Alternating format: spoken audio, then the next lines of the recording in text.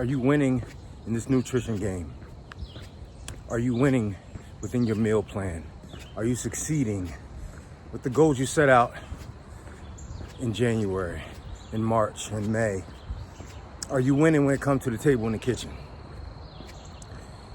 It's hard to always chart your progress when it comes to your meal plan or your nutrition, but we have to remember a couple simple rules so that we can stay sane throughout this process, because it can cause you, to go through a little bit of insanity, man. We have to remember that one meal does not define you, but we have to take it one meal at a time. So what do I mean by that? We have meals. Some people call them cheat meals. Some people call it a letdown meal. Sometimes the meal is impromptu and you didn't know it was coming and you have to eat because you got to go somewhere, right? And what happens when that meal comes around? What happens when that meal, is forced on you? You have no choice but to consume whatever's in front of you, and you just got to deal with it. Well, a couple things will affect us negatively, and it's hard for us to recover a lot of times, right? So let's just say, somebody invites us out to lunch, and we have thoughts that we're going to have a great meal at this restaurant or this cafe, and they don't have a lot of healthy choices, so we're forced to eat something that's outside of our meal plan. Now, it could be heavy in calories, it could be high in sodium, it could be high in sugar content, and we could feel like that's going to knock us all the way off our square for the entire day or the entire week or the entire month, because we're told that, one bad meal can mess up all your progress for the week. Well, I'm here to tell you that that's not really true, okay? But what does happen is how we operate afterward. How we operate afterward. First of all, our mindset.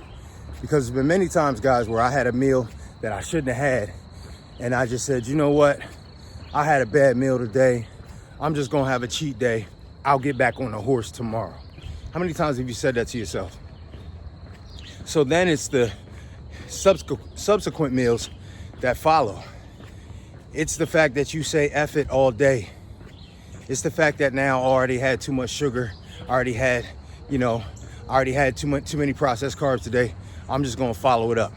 And that's where we get in trouble. That's where we get in trouble, guys. Because it's the habits that follow this bad meal. Guys, one meal is not gonna define you, and it never, ever, ever will. Never will. It's what we do afterward. So you're gonna have a bad meal or two. It's gonna be times that you're forced to eat things that you just did not plan to eat, guys. It's gonna be outside of your macro window, I promise you that. But what we have to do is be able to recover. The people that that stay consistent and they have this amazing lifestyle and they stay healthy 12 months out of the year, guys, they have meals, they have cheat meals, they have, they're at events, they're at business meetings where their choices are limited. And what they make sure to do is stay on track no matter what. So that means if they walk after meals, guys, they're not gonna stop walking after a bad meal. They're gonna treat that meal like they would treat any other meal. They're gonna follow it up. The next meal is gonna be right on point, guys. So what? If we don't, that's like saying if you're in a game and you're down 20 points that you stop playing. You don't stop playing. You give it 100%, and the end result is the end result. That one meal is not going to shift your entire outlook on the week. It is not going to shift your entire month. But if we let that meal change our habits for the rest of the day, we let it change our habits. If we say, I'm going to have a couple drinks, I'm going to get into a heated debate or an argument with my wife tonight, even though I know that's not positive. I'm going to have a late bedtime, or I'm going to smoke a little bit before I go to bed. If we just throw all caution to the wind, guys, that's how that bad meal ends up being a detriment to us. And that's funny because we could flip it, because a lot of us get caught up in the cycle of having a really great breakfast, but then feeling as though that's what's going to carry us through the day.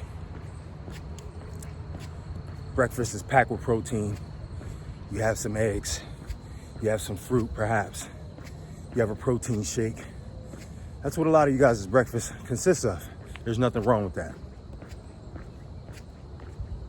But you have to eat continuously through the day. And so your breakfast, although it can be amazing, that's not canceling out a bad lunch or a bad dinner. We have to keep it going. And it's a lot easier because we don't have the decision fatigue in the morning, right? A lot of times we have time to plan our breakfast. We wake up with a clear mind. There's no cortisol in our system a lot of times in the morning when we're eating breakfast, right? Due to any outside factors. So we're able to make really sound and we're able to make really sound decisions in the morning. And so what we'll find is that at lunch, when the pressure's on, when we're stressed out a tiny bit, when we have different choices because people want to go out to lunch, we sometimes fold, right? And so I'm here to tell you it's the same concept as having a bad lunch or a bad dinner or even an unplanned breakfast.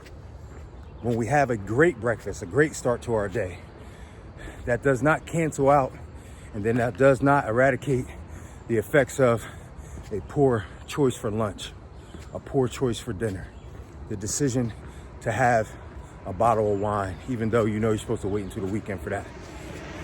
So we have to stay focused and realize that it's the consistency that builds the results.